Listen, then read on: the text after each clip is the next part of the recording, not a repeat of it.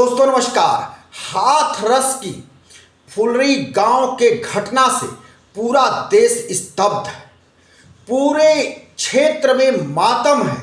सैकड़ों लोग चीर निद्रा में सो गए हैं। सबसे ज्यादा अगर किसी की संख्या है जो 100 से अधिक बताई जा रही वो है महिलाओं की। हम सबके बाद आपको सावधान कर रहे हैं इस तरह के पाखंडी निम्न स्तर के बाबाओं से। इसको बाबा मत कहिए, ये घिन आती है इसके नाम से भी, और आपको भी घिन आएगी। जरा सोचिए, ये आपको साकार नारायण के नाम से आपके बीच पहुंचता है। साकार नारायण अपना नाम रख लिया है और ये भेड़िया है, ये गड़ेरिया है। जी हाँ, ये गड़ेरिया है। 14-15 साल पहले ये पुलिस में कांस्टेबल था, एक मामूली पुलिस वाला था। उसी दौरान इसके ऊपर दुष्कर्म के आरोप लगे, कानपुर में जमीन हड़पने का आरोप लगा, जेल गया, जेल से छूटा। उसके बाद भी इसके ऊपर 2-3 बुरे कामों के आरोप लगे और मुकदमे इसके ऊपर चल रहे हैं। लेकिन इसी दौरान ये बहुरूपिया गांव गांव में घूमकर प्रवचन करने लगा। इतना ही नहीं, हमारे स्क्रीन पर जो आप तस्वीर देख रहे हैं इसकी, और इसके साथ जो ये महिला है, न इसकी शिष्या है न इसकी पत्नी है। जानते हैं इसका राज क्या है? ये इसकी मामी है, जिसको ये जबरदस्ती अपनी पत्नी बना करके रख लिया। ये कुकर्मी है।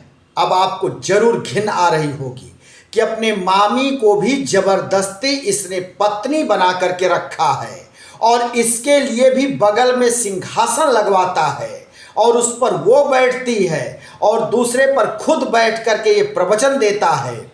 हिंदू देवी देवताओं के बारे में लोगों को भड़काता है और उनकी बुराई करता है। और क्यों करता है? क्योंकि इसके जो भी प्रवचन सुनने वाले आते हैं वो सभी छोटी जाति से बिलोंग करते हैं। वो SC ST और शेड्यूल कास्ट के हैं, पिछड़े हैं, और उनके बीच ये गलत गलत भावनाएं भरता है, उनको भड़काता है। इतना ही नहीं, उनको बरगरा करके उनकी जमीनों पर कब्जा जमाता है। उत्तर प्रदेश के पश्चिमी क्षेत्र के तमाम जिलों में इसके जो है 10 एकड़ 20 एकड़ में इसके कई आश्रम की भी बात सामने आ रही है। 3 स्तर पर इसके सुरक्षा कर्मी तैयार होते हैं और उन सुरक्षा कर्मियों को तैयार कर अपने सुरक्षा घेरे में रहता है। जो सबसे पहला जो सुरक्षा घेरा ये अपने इर्द गिर्द रखता है वो महिला सुरक्षा कर्मियों का रखता है, और महिला सुरक्षा कर्मियों का बाकायदे इसने ड्रेस कोड लागू किया है, पिंक, और वो पिंक कपड़े में होती हैं। उसके जो बाद जो घेरा आता है उसमें बाकायदा ये जो है ब्लैक कमांडो के तर्ज पर इन जिन युवाओं को रखता है उनको काले कपड़े में, यानी उनको काले ड्रेस में रखता है, चाहे वो सूट बूट में हो, चाहे वो पैंट शर्ट में हो या सफारी में। और जो इसका तीसरा घेरा है आखिरी, उसमें खाकी वर्दी में इसके सुरक्षा कर्मी तैनात रहते हैं। तो बकायदा ये सुरक्षा के 3 घेरों के बीच रहता है। ये इतना घटिया है, इतना ये बदतमीज टाइप का है कि ये 5-6 नल लगवा रखा है और कहता है कि इसके पानी पीने से तमाम रोग दूर हो जाएंगे, कष्ट भाग जाएगा, और लोगों को अपने प्रवचन और अपने कार्यक्रम के दौरान ये जल पिलवाता है और कहता है कि इस जल को पीने से रोग व्याधि कष्ट सभी दूर हो जाएगा। यानी ये ब्रेन वॉश करता है, ये ब्रेन वॉश करता है, और इसी के भ्रम में लोग इससे फंसते चले गए। लाखों लाखों की भीड़ इसकी सभा में उमड़ने लगी और इसी का ये फायदा उठाकर यहाँ तक ये पहुँचा इतना ही नहीं, लोगों को मूर्ख बनाने के लिए जब ये स्टेज पर आता है, अपनी उंगली ऊपर करता है और लेजर के माध्यम से उस पे उंगली के पास चक्र सुदर्शन का दृश्य दिखाता है, तमाम दृश्य दिखाता है स्टेज पर, और लोगों को यह कहता है कि देखो मैं ही भगवान हूं। ईश्वर खुद को अपने आप को घोषित कर लिया है, ये अपने आप को ईश्वर बताता है। ये कैसा बाबा है, ये तो जूतों से पीटने वाला बाबा है। ये कैसा बाबा है कि जब इसी के लोग इतनी बड़ी संख्या में मारे गए, एक के ऊपर एक गिरते गए और निष्प्राण हो गए, उनकी जान चली गई, न तो ये सांत्वना देने आया उन परिवारों को, न ये अस्पताल में घायलों को देखने आया, और ये लोगों का कष्ट दूर करने का दावा करता है। तो आप समझ लीजिए कि ये भेड़िया है, भेड़िया। और यही नहीं, तमाम बाबा घूम रहे हैं और ये सब के सब एक ही तरह का कार्य करते हैं, और पर्दे के पीछे ये सभी दुष्कर्मी हैं, घटिया हैं।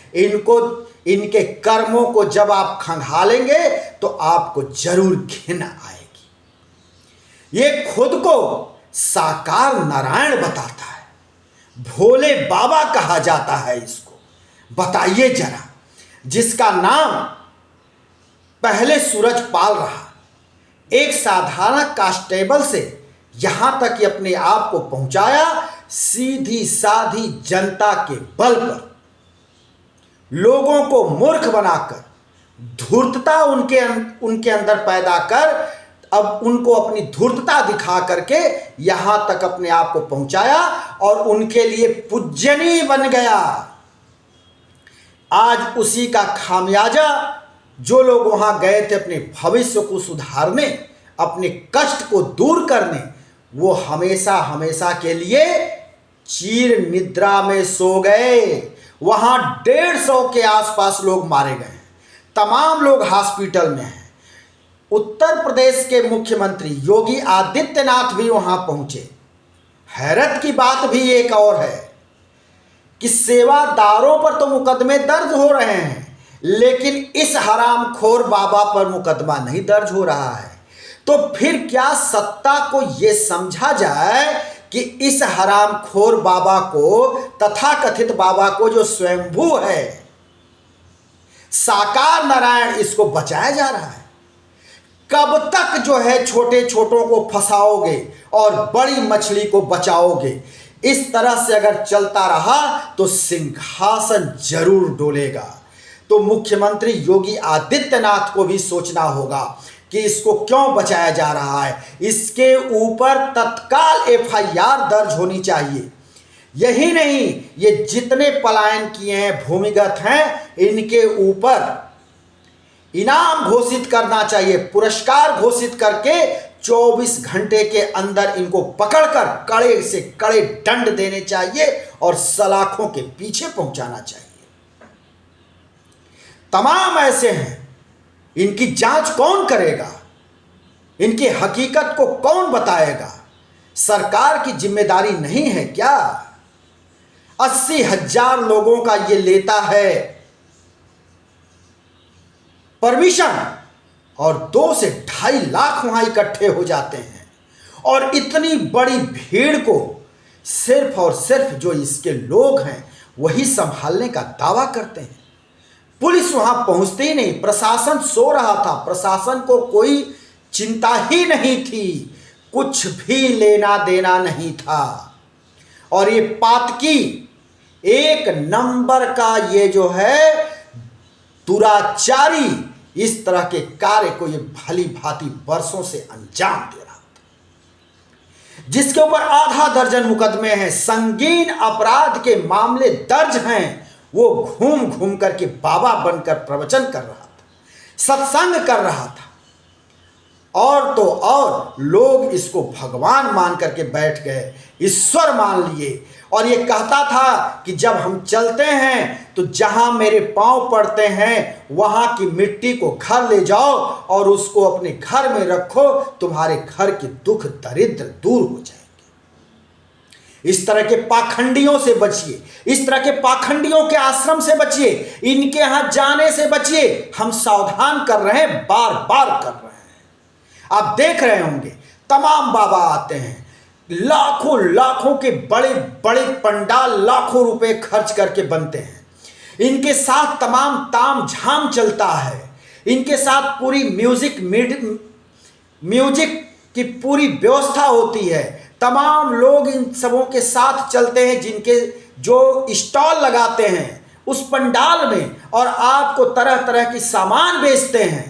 और ये आते हैं 7 दिन का 10 दिन का ये प्रवचन करते हैं, और झूठ अनर्गल ये आपके अंदर भर के आपके कान के अंदर गलत गलत बातों को ठूंसते हैं, और ये अपना उल्लू सीधा कर लाखों लेकर के चमचमाती हुई गाड़ियों से फर्राटे भरते हुए चले जाते हैं।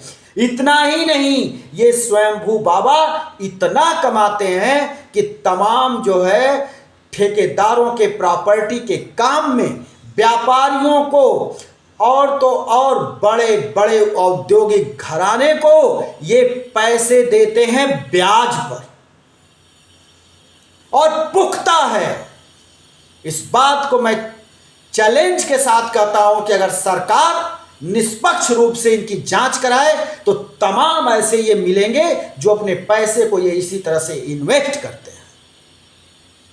हम फिर किसी दूसरे वीडियो को लेकर हाजिर होंगे, तब तक के लिए शिवमूर्ति दुबे को दीजिए इजाजत।